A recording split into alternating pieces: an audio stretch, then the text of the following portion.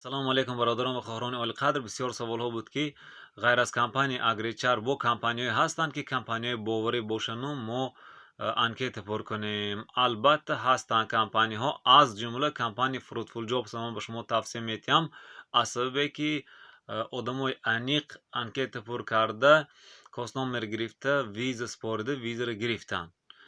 از جمله این شخصان подписчикои ما هستند. به ما خبر رساندند که خبر انیق ما ویزا را گرفتیم، خیلی با روزهای نزدیک با ولیک بریتانی سفر داریم. با بسیارتر سوال شد که شما خود به کدام شرکت یعنی به کدام کمپانی آمدید. من خودم به اگریچر آمدگی هستم، نه که به فروتفول جابز. خیلی آدم زیاد هستند که ویزا را گرفتگی هستند، یعنی از подписчикои ما.